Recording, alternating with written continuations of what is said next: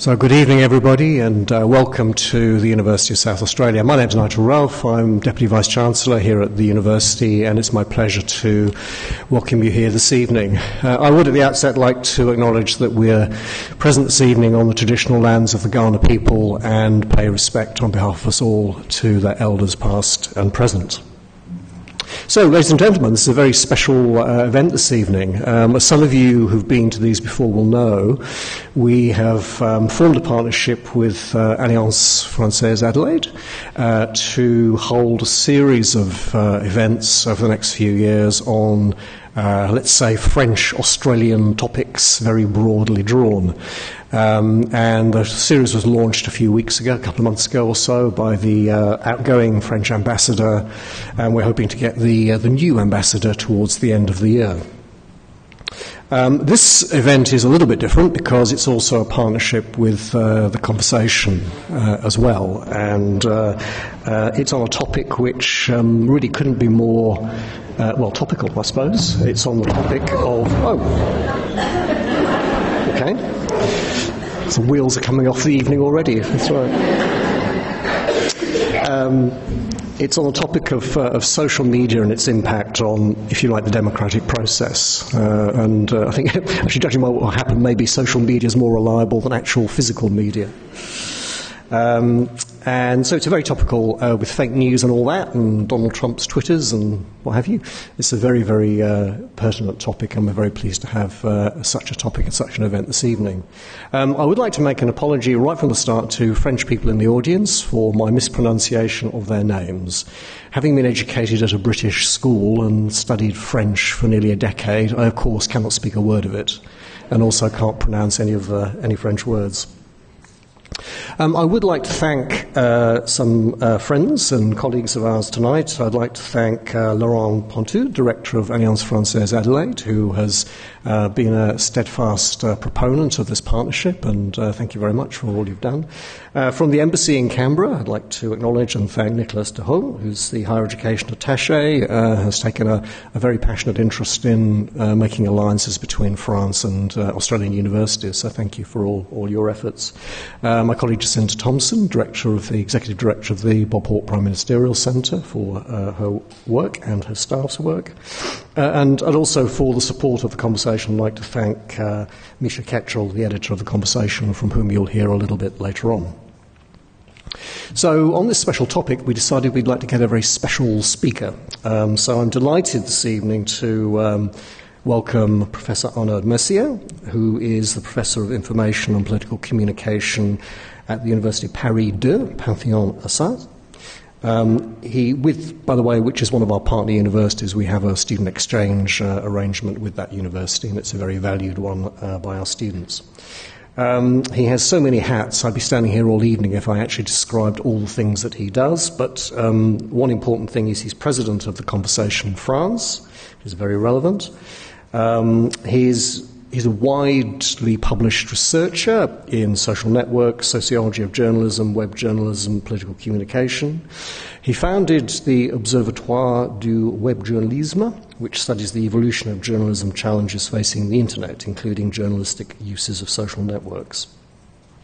And the format this evening is that Arnaud will make an address for a few minutes, and then we will have an in-panel conversation with him as part of the panel, and also Associate Professor Margaret Simons from School of Media, Film and Journalism at Monash University, our very own Professor Jason Bainbridge, Head of School of Communications, International Studies and Languages here at UniSA, and Tori Shepherd, one of Australia's most distinguished journalists. So we're delighted to have such a distinguished panel here today. I'd now like to invite to the stage Misha Ketchell, editor of The Conversation, to do the proper introduction. Misha.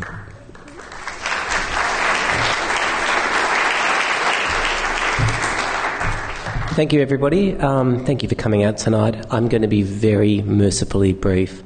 I really just wanted to mention to you very briefly about The Conversation and its role in hosting tonight's event, along with the French Embassy and Alliance Française. Part of what we're trying to do is inject quality information into the public sphere by featuring the work of academics.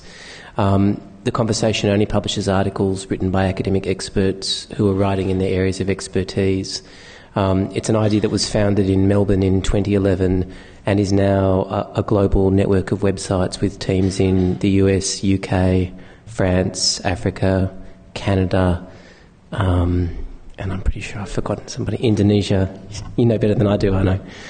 So if you haven't had any chance to check out the coverage on the Conversation, I would recommend that you do it. Also, for those French speakers, the Conversation France website has articles in both French and some translations in English as well, so that's worth having a look at. But that's all I'm going to say tonight, apart from thank you for everyone who's been involved in organising this, and I hope you enjoy the presentations. Thank you.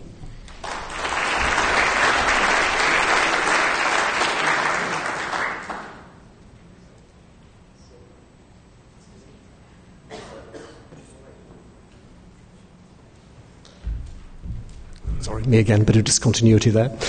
So I'd now like to ask Arnaud to deliver his presentation this evening. Arnaud.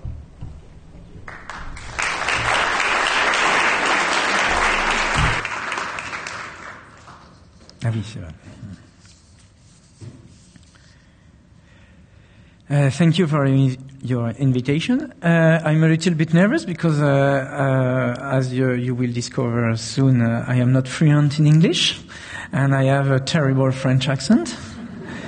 But it could have its charms. So I hope that the charm compensate the mistakes.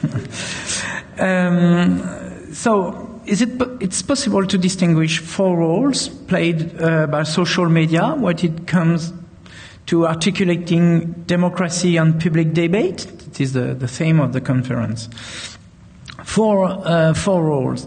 The first one is to be informed and commenting and sharing news. Of course, in relation to news produced by mainstream media. There is no total opposition between social media and mainstream media, because it's a sort of mixed now. And I will not discuss this part because it will be the theme of the debate just after.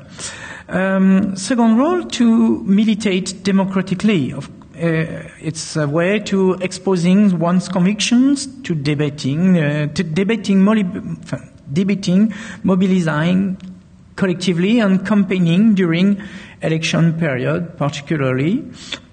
And more and more election, in more and more election, we can see that social media play a very, very important role. Three, it's a way to challenge political staff. And for me, and my research, I think that it's more and more important. Social media challenging political staff with derision, mockery. It's more and more a weapon for citizens against those deemed dominant and contemptuous. It's a sort of revenge for a certain person. Four, it's a tool to destabilize,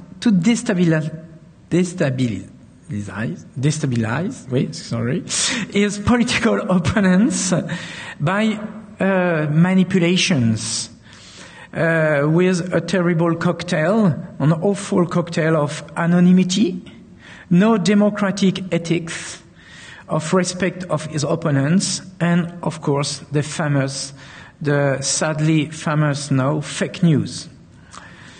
The two first roles are more known. We know well now that politicians have integrated since the beginning and more those new tools in their repertory of political communication. They do it with at least three aims. One is publicity. Of course, social media are an additional tool to inform those who wish it, in form of meetings, of slogans, of concrete action, of leaflets, posters, etc. It's a media for candidates. The second point, the second aim of the way they use it is mobilization. Social media are used for maintaining a dynamic of campaign to encourage the usual or potential activists to get involved in the campaign, even if it is only on the web, just for relaying the messages, for instance. This is, in this case, an implicating communication with social media. And the Professor Lance Bennett at Washington University speaks of something very interesting to complete this profile of uses for mobilization. He speaks of connective actions. It's easy to explain for an English language public because it's a pun with collective action, connective action. In French, it's impossible because it's not the same word. So connective action, which can replace collective action, because social media are a powerful tool to create dynamics and collaboration between certain persons which are not together in the real life, and it's a possibility to connect them only for just one mobilization, very specific, very particular, and without any other aim when the mobilization is ending. Free uses for politicians is personalization. Personalization, it's very important because it's both a marker of social networks, of course, that it's the narcissistic point of view, motivation to be on social media is very important. So it's a marker of social networks generally. And of course, personalization, it's also an heavy trend in political life driven by marketing. So the candidate puts forward his personality, and most often in a favorable way, of course, and he tried to publish on his social media some images that are surprising, that elicit emotional reactions. So the candidate staged himself so as to attract sympathy, to show himself in a new light. And we can see in this case that social media are completed the way they are exposed in mainstream media. On the other side, I speak of two roles. On the other side, the first role I evoke, more and more people use social media as a source of information. The youngs, particularly, discover a large part of news by their social media with the idea of sharing with friends and mixing. And it's, I think, a big problem, but it will be the theme of the debate, mixing serious news and infotainment or rumors. So it's a very, very big problem. And in the same way, they are renouncing to a strategical access to news. That is to say, I search news because I used to be on this media, to be to work and to search news with this TV, this newspaper, etc. But I think they sometimes let the hazard taking command in the way they discover news. But I don't say anymore on this theme. I want on this introduction to insist on the two other roles that appear to me more and more important. at this point of my research, of my reflection. The third is well documented, and I try to theorize it. But the last one, about fake news, etc., is my perspective of research, because it is more recent. But it's a perspective of research for me because I'm, on my point of view, an important trait for democracy. So, let me introduce the problematic of challenging political staff with derision and mockery. Of course, social media are a weapon for citizens against those deemed dominant and contemptuous, I said. And I theorize this by the concept of counter-public sphere. I call it, I said that social media became a counter-public sphere. Social networking sites have recorded strong growth over the past 10 years, thanks to the expressive potential they offer users. The success of blogs some 15 years ago can be attributed to the idea of free and easily shared personal expression. And this success has continued with the popularity of social media platforms such as Facebook, Tumblr, or Twitter, and now Snapchat or Instagram. Those websites are associated with a desire for self-assertion that some colleagues in France term expressive individualism. I like this expression of expressive individualism to be associated to the way we use social media. And from a Goffman point of view, Erving Goffman, anthropologist and sociologist, we can consider social networking sites to be a stage on which we can observe social roles and face being organized and play in new waves, in the theory of Goffman.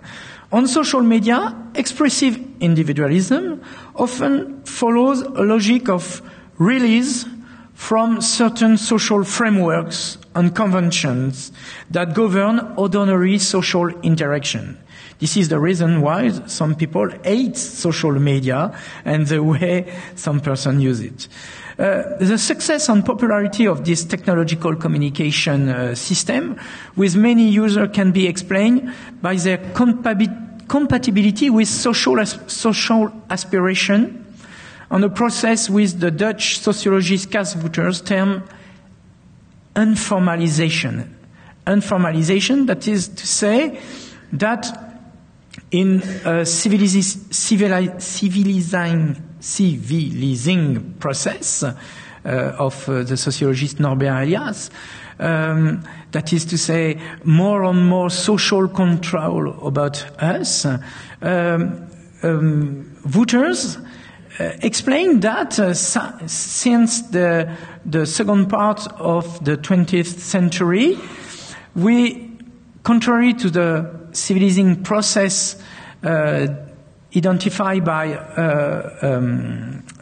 Norbert Elias, we are on the process totally on the contrary.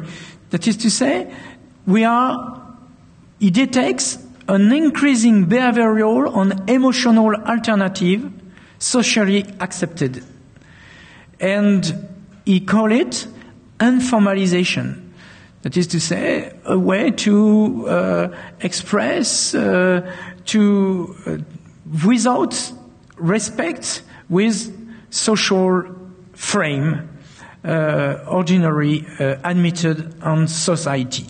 And with the possibility to publish with anonymity, of course, this kind of practice can be very large now. So, in this informalized society, and this informalized way of using social media, I call the process we assist a counter-public sphere. Jürgen Habermas, the German philosopher, speak about the public sphere as a theory to explain the way democracy can exist. He conceived democracy as a deliberative space where rational, but also ideological arguments are exchanged. Of course, we can critique this philosophy because it's a little bit ideal, of course, but we can accept the idea that a public sphere exists, of course.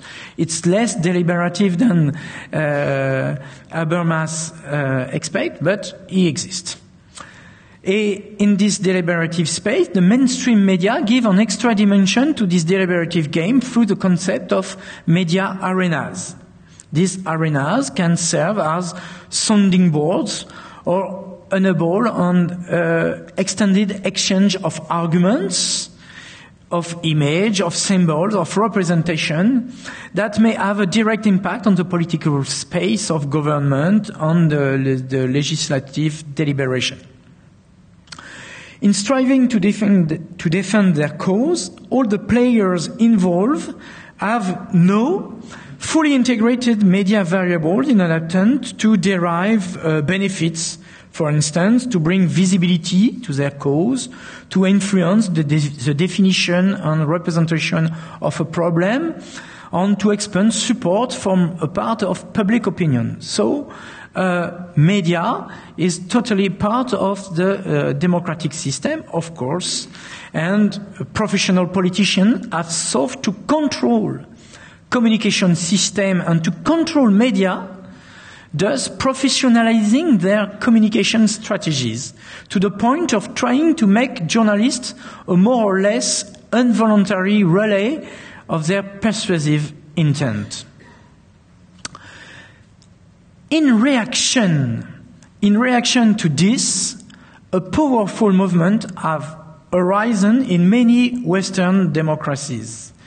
Defiance against the media has emerged, including the accusation that an inbred political media class, in France we speak about class politico-mediatique, even for certain a caste politico-mediatique has emerged, imposing its own rules.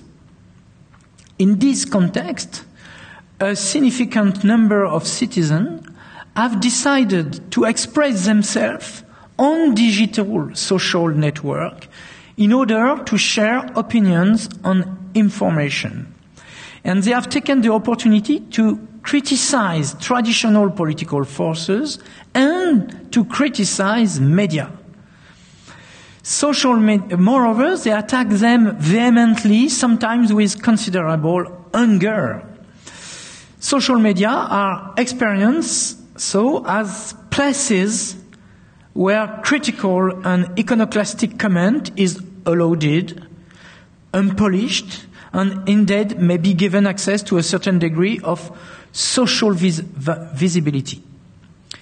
Here, one approaches the concept of Nancy Fraser. She speaks about subaltern counter-publics, emerging for critical reflection upon Habermas' theory. These subaltern counter-publics are defined as, quotation, parallel discursive arenas where dominated social groups invent and circulate counter-discourses.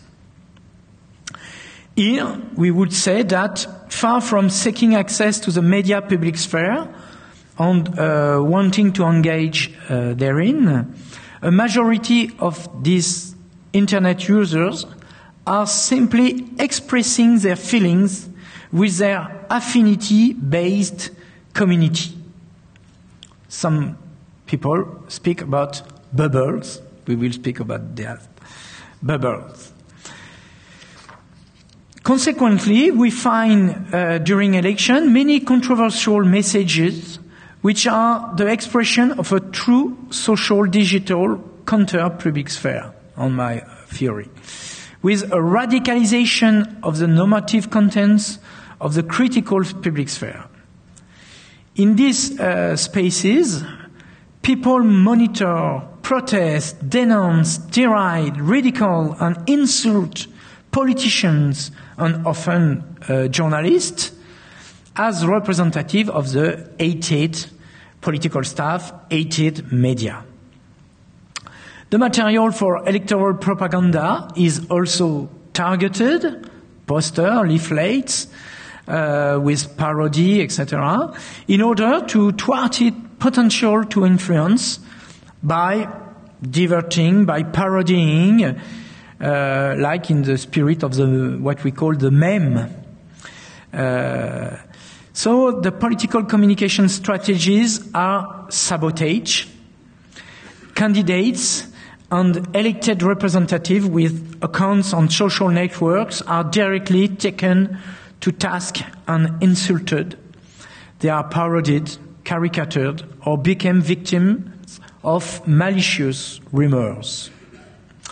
And this is where we find a connection with the last point I want just to evoke, problem of rumors, of fake news, etc.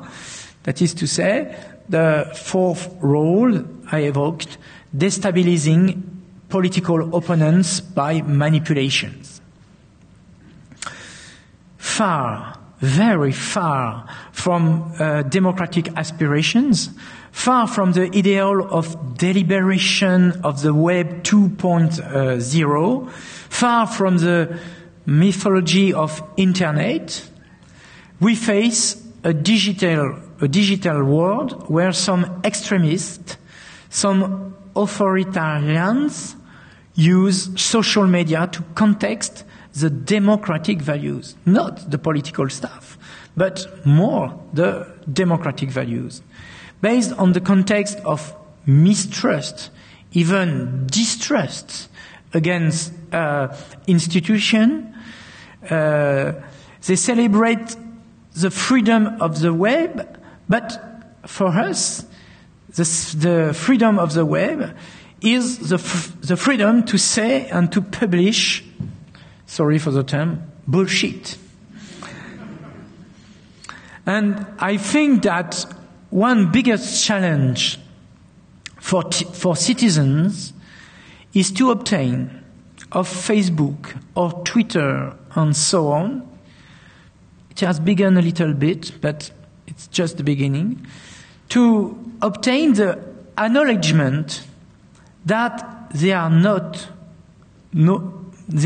more just platform to express oneself. They are used as a media to share information, to share news. So they have a responsibility. They have the accountability to prioritize contents which circulate, in order not to stay in history the grave diggers of democracy. So, I will finish. Yes, I finish. Okay.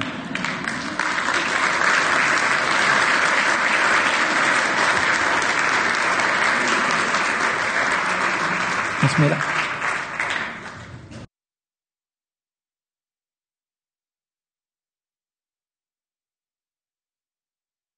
After that fabulous speech, from which we've all learned that it's certainly not about sharing cat videos, we're now going to have a talk amongst ourselves, and then we're going to throw out to the audience for questions. So if you can start thinking already about those questions so you don't leave me here like a shag on a rock. So on our panel, of course, you've just heard from Professor Arnaud Mercier. And now, I learnt French at the Alliance Française, so I'm going to try and say this. Professor of Information and Political Communication, got that. Université Paris de Panthéon-Assas. Very good. We've got Margaret Sirens, Associate Professor of Journalism, School of Media, Film and Journalism, Monash University. Jason Bainbridge, Head of School, Communication, International Studies and Languages, UniSA, and me, I'm Tori Shepherd. I'm a hack. I'm actually I'll read what it said. I'm the state editor at The Advertiser. So social media, we all know how it's transforming our world. We know how it's transforming media, challenging old media and challenging politicians. We've just heard from Arnaud about how it can be used as a weapon for citizens, as a disrupting force, as a way to challenge the all-powerful voices. But if you listen to the Australian politicians, they'll tell you it's just an echo chamber. It's just the elitists and the leftists nattering amongst themselves. So, look, Jason, I want to start with you. Let's have a think about Australian social media and how it interacts with democracy, with the powerful people. Do you see it as a weapon for the citizens? It can be a weapon for the citizens. I mean, the interesting thing is when we talk about social media, we're thinking of it as part of that continuum of media over time. And one of the unique aspects of social media is that it can be a tool as well. So whereas we would have news delivered to us via print or TV or radio, we could respond in certain ways. Social media gives us that immediacy of responsiveness because we can use that to craft an immediate message back. So that's where that engagement happens. I think that echo chamber idea kind of touched on something that Honor mentioned, which is the filter bubble notion, which is that problem amongst some users of social media that they will increasingly only look for social media outlets that support their views. So you start to get that echo chamber notion of just hearing ideas recycled back to you that you're looking for that confirms your point of view. So yes, it can be a weapon, but that's putting some emphasis back onto the citizens to actually use it in that way and seek a wide range of views. Margaret, are you optimistic that people will curate their feeds in such a way that they're exposed to a broad range of views, or do you think it's a narrowing force? Well, I'm a bit of both, basically. I mean, it's a medium, not a message. Quite a few of the debates we're having are actually quite similar to the debates that accompanied the last great technological innovation, the printing press, which was also massively disruptive and changed everything, and I think social media will change everything, including democratic forms, over time. So it's going to be both good and bad. It already is both good and bad. It's also a very fast-moving target. One of the worrying things is that the answer to your question lies largely in the algorithms that Facebook and Google use to serve up content to people, and they change all the time. And the reasons they change and the way they change is totally opaque. It's a commercial, in confidence secret. Nobody knows. And so it may well be that today we're seeing echo chambers and next week we might not. But I'd just like to have a bit of a corrective to what I think can be moral panic about these things. First off, people tend to conduct this debate as though there was a time that all young people read broadsheet newspapers. They never did. They never did. And these days, I think there is some evidence, and the research isn't in because it's all very new, that young people these days using social media actually access a wider range of news sources than they used to. The good, the bad and the indifferent perhaps, but nevertheless a wider range than they used to. Secondly, I think that quite often the context in which they're viewing the news and information is by looking at who in their social circle shared it and who has liked it. Mm-hmm. And that gives them a context that's different perhaps from thinking, oh, this comes from Figaro, this comes from the ABC, I therefore regard it in this fashion. So I think we need a corrective to the panic. It's certainly an enormous innovation. I think it will change absolutely everything, already has changed a great deal, but it's not all bad. And we've seen it change quite quickly. I mean, the example I often think of is the Julia Gillard misogyny speech just a few years ago. If it hadn't been for social media, you wouldn't even know what I was talking about. You wouldn't even know there had been a speech from Julia Gillard about misogyny. Because all the political journalists in mainstream media pretty much dismissed it or ignored it. Not me, I thought it was great. Sorry. Not you. Sorry, not you. It was because it went viral on social media that we even know it happened. And yet it was, I think most would agree, a very significant moment, whatever you thought of it. Now, at that time, you'd hear mainstream journalists, such as myself, because I'm a journalist before I'm an academic, I'm a hackademic. There was this sort of oppositional relationship between social media and journalism, whereas now you will see that mainstream media is live blogging, is on Facebook, and is aggregating content to try and keep its place. But at the same time, of course, the display advertising is now following the classified advertising and disappearing. And that revenue source means that fewer journalists are employed, and that is a real crisis for mainstream media. I know, you go. I want just to complain. I want to say that there is no technological determinism. We are not idiots because we use Twitter.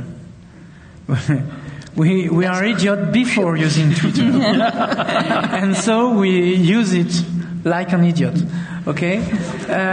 I think it's very important to say that, because a lot of people think that it's Twitter or Facebook that make us idiots. I think it's very important to say that we can use it cleverly or something like this. Yes. So no technological determinism. And the second point is that it's not a panic for me, what I am saying. It's just a problem of we are in a period of changing, of transition, something like this, and we must be aware of what we are doing.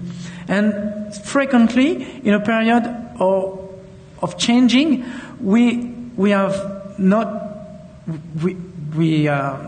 allowed to know exactly what we are thinking, what we are doing, because we are not able to think exactly of what we are doing. And because, for instance, schools are not prepared to integrate those new practices and to teach those practices.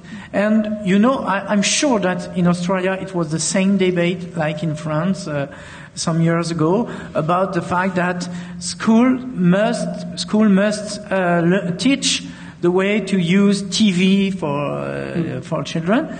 And now the real debate is the school has to teach the way to use news on internet, to be able to find and to have to create a distinction between news and fake news, etc. So I think that the problem it's not determinist in my point of view. It's just a problem of a transition period. Yeah. Do you think, and I'll ask all of you this, do you think that there will come a time where our schools actually do have a bullshit detector course that they deliver to young students so that they can then better use social media and, I guess, find their way past the fake news and... Absolutely, yeah. I mean, I think it comes back to what Margaret was saying, that, I mean, there's such a range out there now that people can access so much material. We want to give them the tools to do that. And I think that's got to be part of it, is actually filtering it out. And one of the things we've kind of lost, which can be a plus or a minus, is the hierarchy of media. That you know, you go to the ABC because they can be trusted. Maybe the commercial networks not as much. These kind News of Limited, things. Do you want to go there? Not commenting at all on News Limited, but that's the way you kind of go. But now you've kind of lost that hierarchy. People need the tools again, as you say, the bullshit detectors, to know this is fake news. This is where we need to go. And particularly when you have sites that could be accused of being fake news sites labelling others fake news, then I think you really need that educative element pretty quickly. And particularly when we've also seen recently politicians, I think most recently Finance Minister Matthias Cormann, labelling real news fake news, because to him fake news is just the stuff that he doesn't like. Yeah. Yes, exactly. Yeah. No, so it's probably one of the most misused terms of recent, and obviously in the US election as well. Do you think there's a role for technology in delivering the bullshit detector to people? There was a specific, I think it was an add-on actually for a web browser that somebody developed, and it was called Rebutter. So, for example, if you're reading an article that says climate change isn't happening, the statistics have all been made up, there's a vast conspiracy of all the world's scientific organisations, and as you're reading it, this then delivers, hey, heaps of people think this is rubbish. Do you want to have a look at a parallel article that debunks this? And I thought that was a fascinating idea, but apparently nobody actually wanted to hear the other side of the story, so I don't think it went so well. But do you think there is a way, or are you optimistic there will be a way to mess with the algorithms and to try and... I think these things are already being developed. As I say, this is such a rapidly developing field, but already some of the world's media organisations are experimenting with the use of artificial intelligence to fact-check, for example. Now, obviously not everything can be fact-checked that way, but quite a lot can. And so I think that's developing very fast. But also, once again, we always tend to assume the past was in some way perfect or the ideal state. The early decades of newspapers in the sort of 1700s were just like now. I mean, a mixture of false information and good information. Certainly in the European tradition, less so in Australia. There always have been media outlets which were politically siloed, the papers that people on the right read, the papers people on the left read. We haven't tended to have that in Australia so much because our population's smaller and you have to play to the middle, basically. But that's a little unusual in world terms. So, yes, I think we will develop tools. It doesn't mean it's going to be nirvana. I'm not saying everything's going to be fine. I think there are real problems and real risks here. But I do think that there's this great tendency to say, oh, well, this is brand new and it's all going to be terrible. It will be both, just as what came before was both good and bad. And how do you feel about the politicians' role in this, how they're using social media? As a journalist, we think unfiltered politicians is terrible because they can say what they like without a fact check. And they would say, well, it's good for democracy to speak directly to people over Twitter or Facebook. So how do you think they're coping? How's Macron going?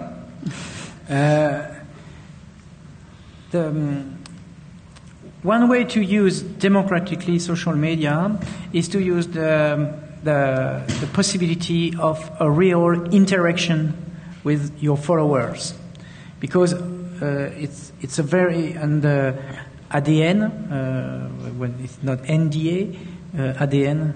DNA? DNA, yes, it's DNA. It's on the DNA of social media interaction. But all the studies in all the countries about the way politicians use social media, particularly during election campaign, demonstrate that they are against all idea of interaction because they are afraid of followers, they are afraid of citizens on social media. When they are when they receive some question or some remarks, they never give any answer to this. So they said, oh yes, it's very wonderful, it's a new democracy, etc. But when it is the case, when we are confronted to the real democracy, that is to say, to speak with your follower, nobody is here. Nobody.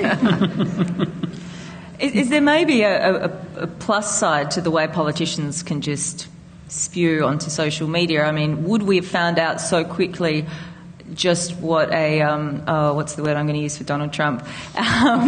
Just what a childish, ignorant, semi-despot is running the United States. I mean, Margaret, how do you think that's panned out? I mean, would it have taken us longer if he was not allowed to tweet at odd hours of the night? It might have taken us a ghost longer. I would have said there was quite a lot on the public record to give us cause for concern before that. But there are a number of people, I think, who have been exposed, really, by their tweeting. Rupert Murdoch, for example, not a great economic thinker, I would suggest, on the evidence of his Twitter feed. Trump, obviously, has exposed himself. So, yes, I think it's a double-sided coin for politicians.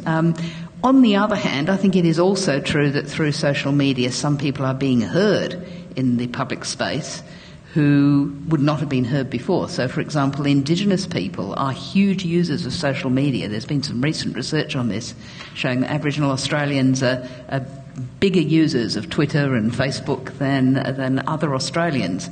And we see indigenous news outlets emerging, such as Indigenous X, that simply would have been impossible economically, and then they partner with mainstream, like The Guardian. That is a real change to the news ecology, if you like, that's enabled by social media. So, good and bad. It's like the telephone. You can use it well or you can use it like an idiot. It's not in itself good or bad.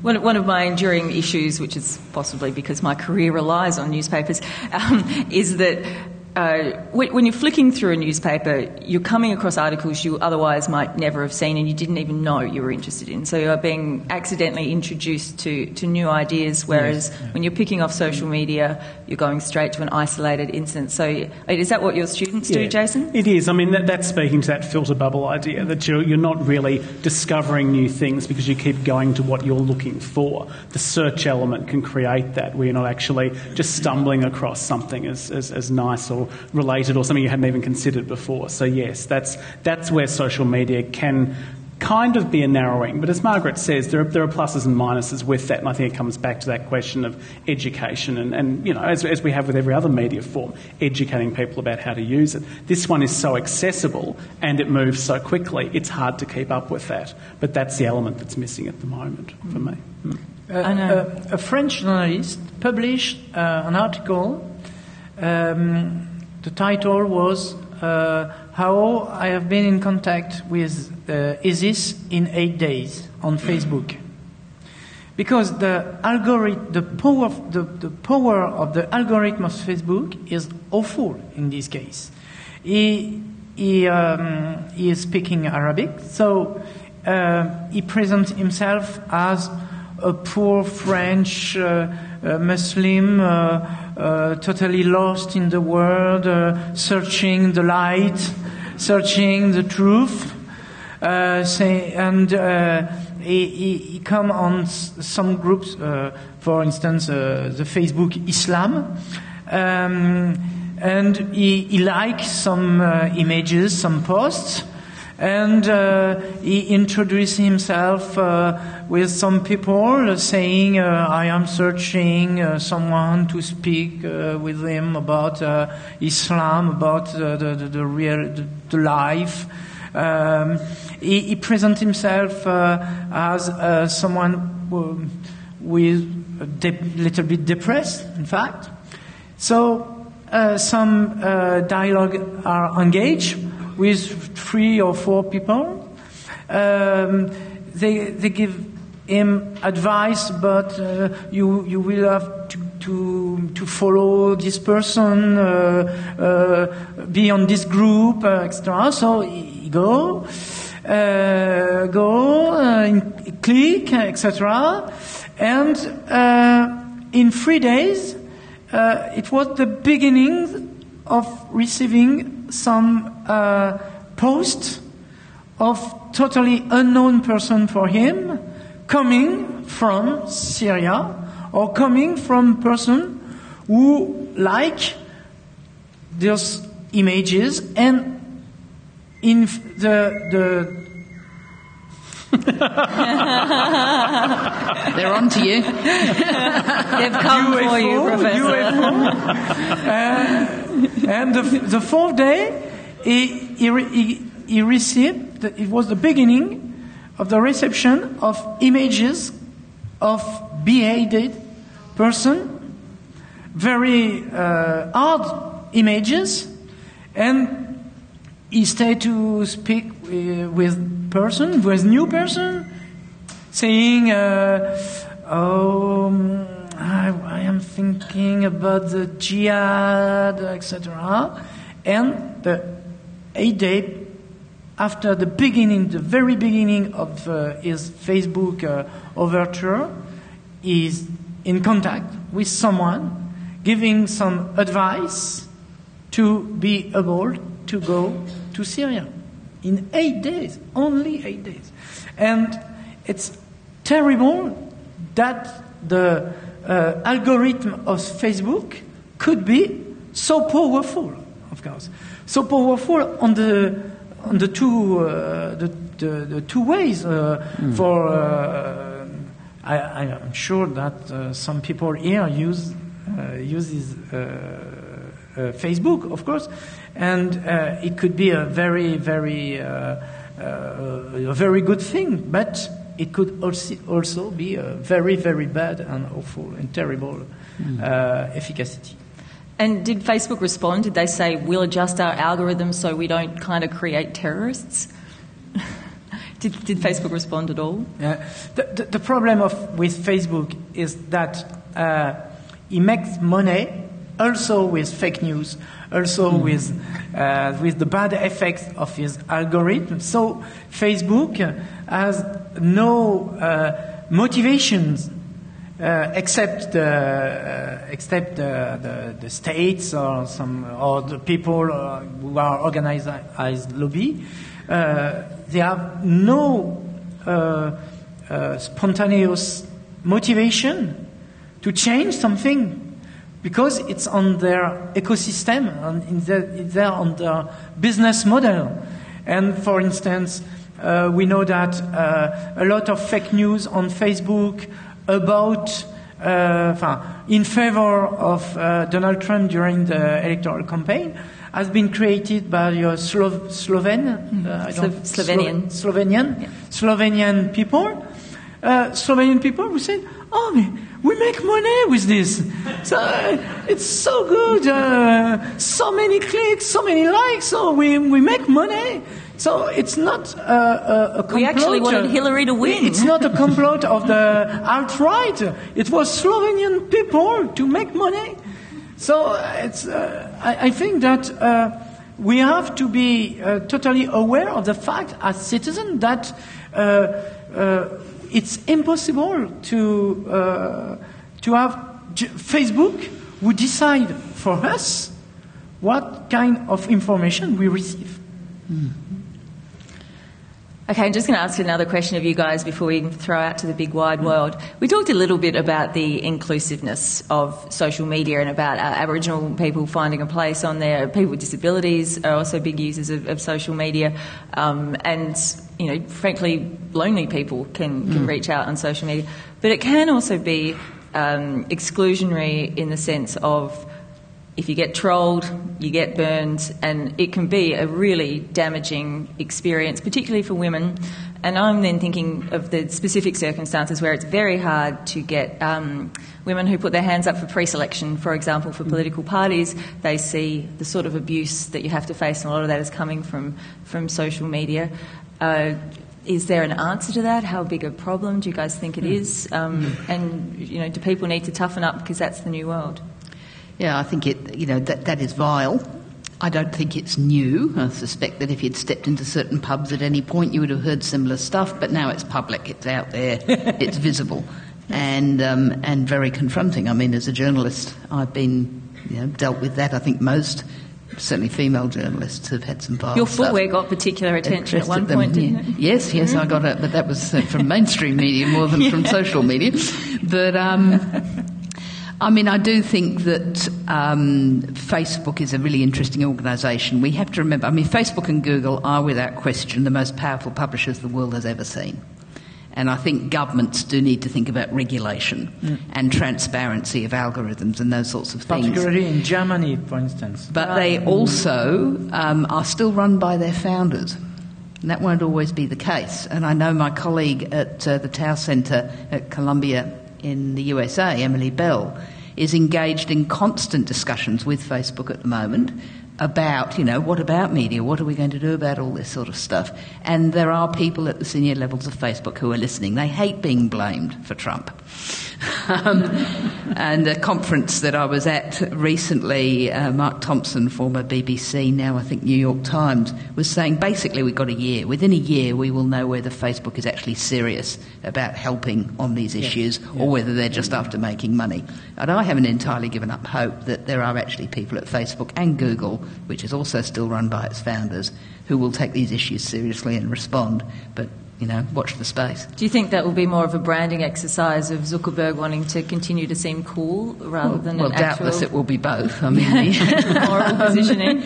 But like all publishers, they need a social licence to operate at some level, and doubtless they'll have an eye on that as well as just being altruistic. perhaps. And it'll be interesting to see how they do make changes without being accused of censorship and of shutting down people they don't agree with. But I do think regulation is an issue. I mean, we regulate other kinds of broadcasters around issues of, presenting the facts truly. If you look at the legislation That's true, people. We have to be factual. Yeah. So, I think regulation will also be an issue. So, I think it's regulation and education. So education of users and regulation of those that are running these companies. And I think in terms of the new environment, it's very hard to say this is the new environment because it changes so quickly. So yes, we will know in a year's time if it is going to change significantly. But I think all social media does, again, I'd stress, is this isn't a new era. It's a continuation of the way that media has been moving for some time. And we've now got an incredibly visible means of quickly getting things out there, and that's the difference. That, a personal attack that would have been reserved to a pub or a group of people now can suddenly be disseminated incredibly widely very quickly. And that's the current environment, but it may change in 12 months' time. But the idiots will always be idiots, right? And the big problem is anonymity. Because lots of people are anonymous, so they think that they can say anything. And it's also... I am far from a leftist. But I have to say that it's also a problem of cultural domination. Because, for instance, we had a problem in France with Twitter. Some anonymous account launched a competition about some des blagues, jokes. I'm a little bit tired. It was a long flight. Jokes about Jews, and of course anti-Semitic jokes. No jokes, so. And a lot of idiots participate to this competition. And some Jews association in France pursued the anonymous count in justice. And the justice asked to Twitter, could you give us the name or the information at the creation of the account to identify the anonymous person? And Twitter say, no, it's impossible. Sorry, we are American. So, Second Amendment, etc. First Amendment, first. Second is for girl. First Amendment. So, no, it's impossible. And the French justice and the government say, it's impossible. We cannot tolerate that because we have our law and it's public. A tweet is public. It's not an. And of course, when you launch a public competition, of course it's public. So it was a struggle between the government, the French government, the justice, and Twitter. And at the end, Twitter has admitted that the fact that, okay, if we are in France, perhaps it is the law of France and not the American law. So it's also a problem of cultural domination. Yeah. It sounds like there needs to be an information extradition treaty of some kind put in place. All right, so now we're going to take some questions for the... Oh, thank you so much. I hate sitting here when no one puts a hand up. Dude in the blue shirt up here. I think we've got a microphone that's going to come your way. Sometimes it's very hard to have the first question. So, thank you. I thought I'd get in quick. You spoke about some of the organisations like Google or Facebook potentially maybe doing the right thing by combating the fake news and maybe legislation doing something in the future. But what can we as users or consumers of social media do individually now? Is it just scrolling past the fake news? Is it trying to comment and debunk it? Or what can we do to combat it right now? I think that's particularly really because sometimes question. debunking can actually reinforce the false belief, which is a big problem. Sorry, Margaret, you were going to say? No, I think it's a really good question, and I don't have a guidebook to answer you. But I do think social media is increasingly one of the ways in which the public conversation advances. And therefore, it's part of the duty of good citizenship to be an effective social media user. Now, exactly what that means, I don't pretend to know. I think we're in the middle of working it out, but it's a really important thing to work out. And it's really important that good people use social media. There is a good essay out there on the psychology of debunking, and it's about how if you butt straight into, for example, climate deniers, and just try and drown them with the science, you're actually going to further the gap between the two people. So you've got to come at it sideways. So debunk, but learn how to do it in an effective manner that won't embed that belief. I think it's called the psychology of debunking, something like that. Yes, sorry. It's a psychological problem, the problem of debunking, because for some complotists, when you try to debunk, it's a proof that they are right. And you can't disprove a conspiracy, you just go further down the rabbit hole. Well, don't feed the trolls is a pretty good motto. But that doesn't mean stay off social media. Yes, exactly. Wow, il y a plein de questions. Thank you. As a founding lecturer in your area, Jason, I did design critical courses for students in the early 90s for UniSA. As a social scientist and linguist, I have deliberately chosen to stay off social media because I don't trust the algorithms, and I think it needs some people to be outside the waves of cultural movement with this to keep analysing it.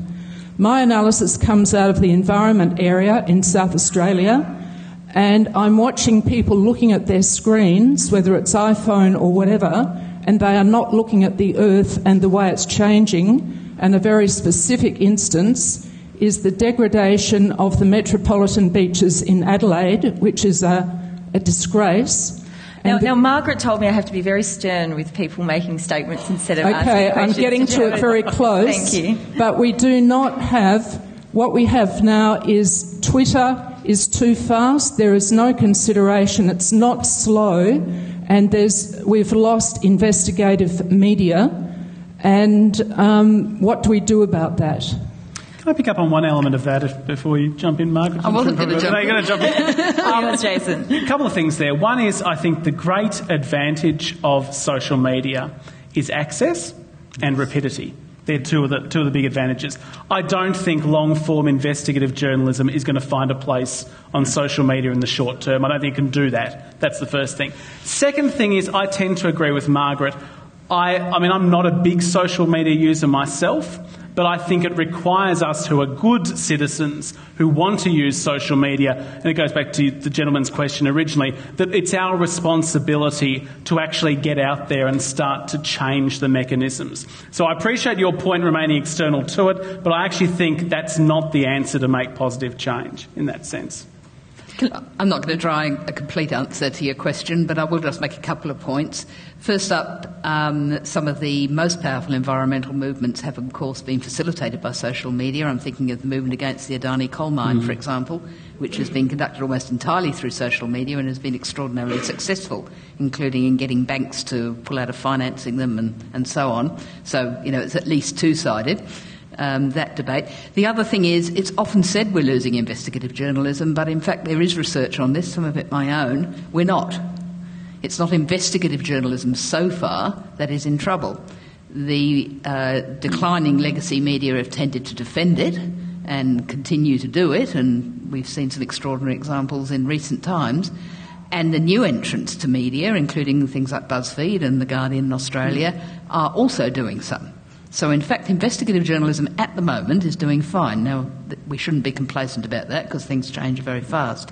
What we're losing is what I call the old journal of record functions, the reporting of state parliaments, the reporting of courts, the reporting of local government, the boring, non-glamorous, non-Walkley award-winning journalism. That's what's getting hollowed out. And that is a real concern because it's very important. I agree. And I think one of the issues as well is that the investigative journalism is extremely expensive.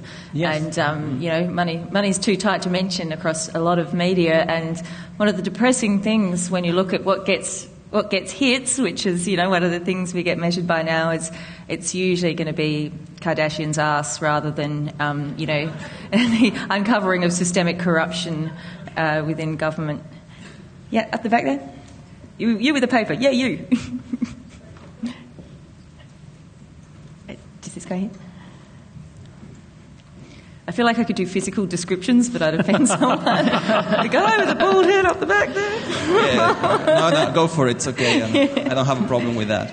I would like all of you to comment on the way in which social media appears to have been weaponized, but not by citizens, but instead to target citizens and individuals with messages, including news and fake news, that play on or manipulate prejudices and emotions. And I'm thinking of the use of Cambridge Analytica, or that Cambridge Analytica has done of social media in the Brexit campaign and the American elections.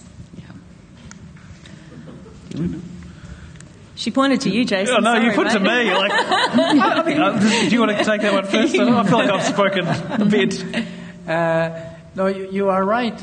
We know that some societies are very specialized on the way to manipulate opinion on social media using emotional content. It's particularly right. And I think in this case, it's just... It is the history of communication.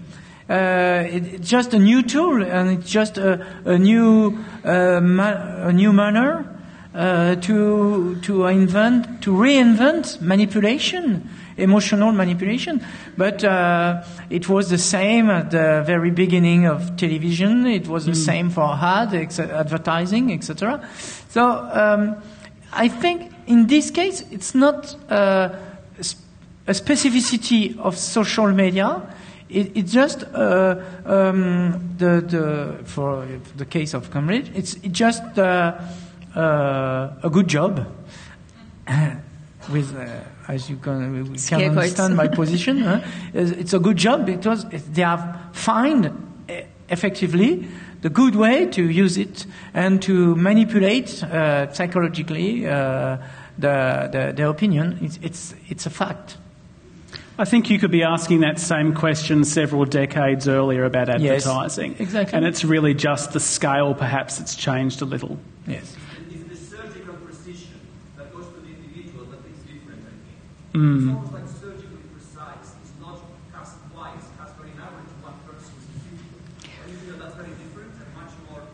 But the personalized marketing is not new. It's a very long time in the U.S. campaigning that the spin doctors prepared some very specific, for instance, letter or canvassing for. We can choose to have the former militaries, but the former militaries injured, etc. So the idea of a very personalized marketing, it's not new. But of course, you are right. The big data permits to be more precise. You are more powerful, of course, to have access to more people on a very specific population. You are right, but the idea is not new. I also wonder a little bit about the publicity that the companies that do these things are putting out. I mean, obviously it's in their interest to say that they can do these things so precisely. I think it would be, we should maintain a little bit of scepticism because some of it is Cambridge Analytica's own PR, basically. Which doesn't mean it's not true, but perhaps we should be a little sceptical that they're quite as good as they say they are, or quite as bad as they say they are. Renee, there's someone right here. One of my main concerns is that we're all filling in these psychological profiles through Facebook, etc. And that, let's say with Rwanda, and we had the ID cards that led to genocide, it's quite simple to pull someone's phone off them and see, oh, he likes this and this, up against the wall of you, bang. What can we do to protect ourselves going forwards? And the other thing we were talking about, the people who own the companies like Google, Facebook, could be family owned. But these companies have masses of our data and they could be sold off to someone. So what can we do about protecting our data going forward? Because I feel this has evolved around us if you've grown up. I'm from the sort of the age where I've gone from like a non-digital platform to it being very digital. I was very naive filling in content, and there's stuff out there that I just wish wasn't there. So any suggestions? I think the first thing is probably to keep an eye on what the government's doing when it comes to keeping your metadata and how long they're going to order people to keep it for. But in terms of protecting your own, it almost feels like putting the toothpaste back in the tube, I think, for lots of us. We were out there with information before we realised the real dangers. Yeah, I mean, this is the best surveillance mechanism ever invented. In China, where I've spent some time, they, of course, generally don't have Twitter and Facebook, or not easily anyway, it's blocked, but they do have WeChat and Weibo, and the Chinese per capita are bigger users of social media than we are, and it is both an enormously politically disruptive force, but also an enormously good instrument of surveillance. It's two-sided. And Chinese society, of course, is changing very fast, and that's part of that story of change. But also, you should write a book. It's very controlled in China because you have to open an account. You have to have a photo, to give a photo of your identity cards. So anonymity is impossible in China. And they have restricted the usage of video recently on Weibo. So it's very, very controlled because, of course, it could be very disruptive. Well, it's changing fast. I mean, it was all about Weibo only 3 years ago, and then I was there late last year, and it's now all about WeChat. And Tencent, the company that owns WeChat, is actually commissioning journalists. They're getting into the content creation business. And journalists are leaving the mainstream because they can earn more writing for WeChat. And there's some really interesting journalism going on, but, for how long before there's a crackdown? It's worrying. Indeed. And I said, you should write a book because it sounds like science fiction, but we're probably not actually that far away from it. I've seen how the software works that tracks metadata, and it can actually very quickly, Nick Xenophon showed it to me, how quickly it could show who the whistleblower was that gave him the deep throat document, and how quickly the authorities could chase that back to the person. Alrighty, over here.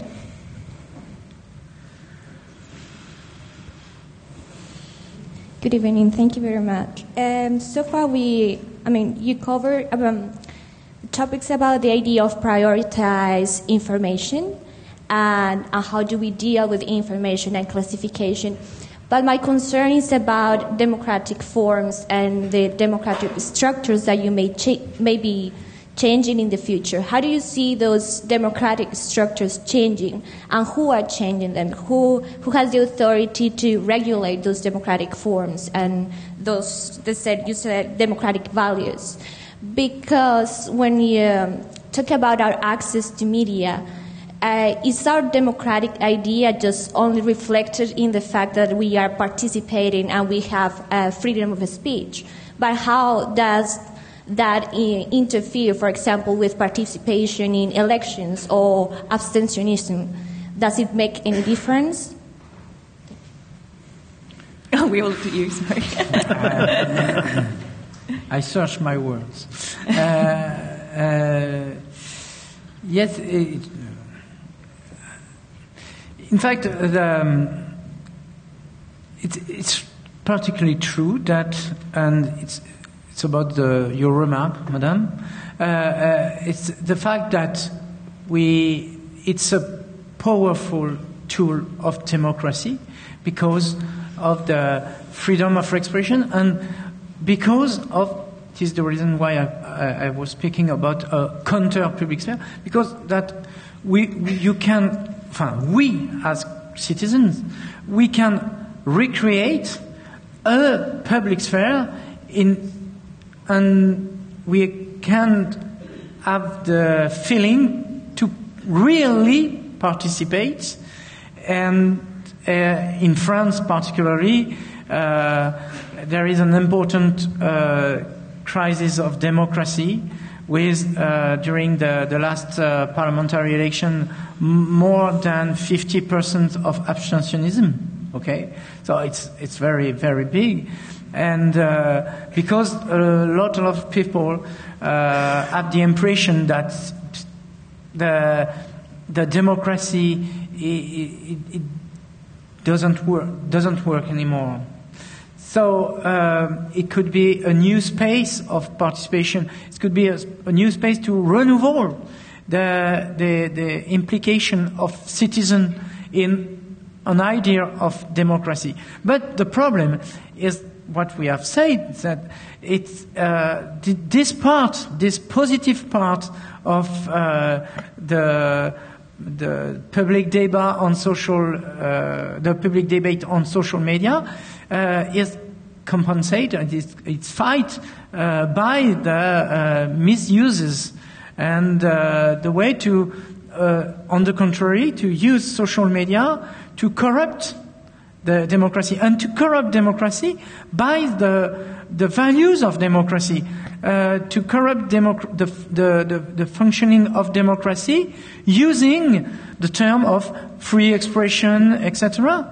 And I have to say we have not pronounced the term, but the role of Russia during the American election and during the French election and perhaps during the German election is something that is very important, because they use social media. I am in Australia, so I can take this image as a boomerang. Okay, they use the idea of democracy with social media as an arm against the functioning of democracy. And I think we're going to have some interesting times in Australia. Obviously, we're used to compulsory voting, and we're about to have this voluntary postal vote, a lot of which will be played out on social media. We're about to run out of time, but I can tell you've got something critical to say. Just one more thing we haven't touched on. You talk about free speech. We've talked about social media as allowing free speech to happen and the problems that come with that. One of the interesting things we were talking about just before this panel, actually, is also how it can inhibit free speech. That we kind of have these internal filters now, because we're aware that all of you can tweet what we say like that. So there is a sense too, and it'll be interesting to watch this over time, of how these internal filters develop, where people are actually watching themselves because they're concerned someone's going to take an image or someone's going to tweet what they say. And we're kind of losing a little bit of that outside social media as well, which I think is an interesting relationship we just hadn't touched on. I think I need more of a filter, but... Oh.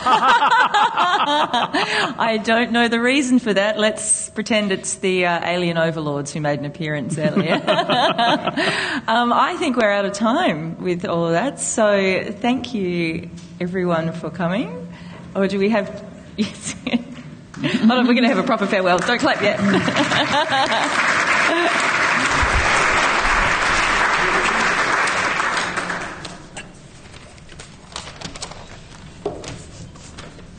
Good evening, everyone. My name is Nicolas Duo. I am the Higher Education Attaché at the Embassy of France in Australia.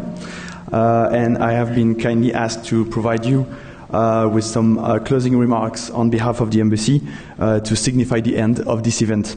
I suppose that your minds have already turned to the nice drink or dinner which surely awaits you, which will certainly be an occasion to continue the inspiring conversation we had tonight, so I promise I will keep it very short and sweet. Tonight's conference is part of a new series recently started by the Embassy of France in Australia in collaboration with the Australian and the French editions of the Conversation website. Launched in March this year at the University of New South Wales at the occasion of the visit to Australia by French Foreign Minister Jean-Marc Ayrault, the French-Australian Conversations simply aim at bringing together academics from our two countries to address contemporary topics, to share their expertise and nurture the intellectual exchanges between France and Australia, with conferences and debates hosted by the major universities in Australia. There are some people I would like to thank for having made this second French-Australian conversation possible and for being with us tonight. First of all, I would like to thank our wonderful speakers, starting with Arnaud Mercier, of course, for coming all the way from Paris for this special event and for what is actually a tour of Australia. After Melbourne earlier this week and Adelaide today, Arnaud will be in Brisbane tomorrow. Lucky you. For a new conference. For another conference at the local Alliance Française. A big thank you to Tori for facilitating this event tonight and to Margaret and for bringing a most valuable Australian perspective to what could have been a very French topic, given the picture that is just... Thank you to all of you.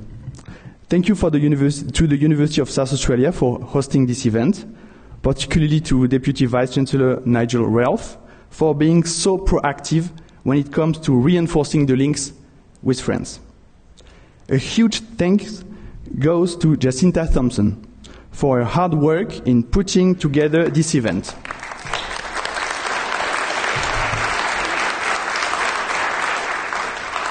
And for replying to my numerous emails. I would also like to highlight the instrumental support of the Alliance Française of Adelaide and its director, Laurent Pointu, who has been extremely supportive of this initiative from its conception as part of the partnership between the Alliance Française and the University of South Australia. For everything France-related in Adelaide, from French language to cultural and intellectual activities, I strongly encourage all of you to visit the Alliance Française and engage with Laurent and his fantastic team. Finally, I would like to thank all of you for being here tonight. Having such an incredible turnout for what is only the second edition of our French-Australian Conversation series is a wonderful achievement in itself. It further demonstrates the level of interest for France in Australia, and particularly here in South Australia and in Adelaide. And I truly believe that it is only the beginning of an exceptionally successful initiative. The next French-Australian Conversations will be announced in the coming weeks, so stay tuned to the French Embassy website and our social media accounts, of course. And I hope to see you again very soon. Merci, bonne soirée.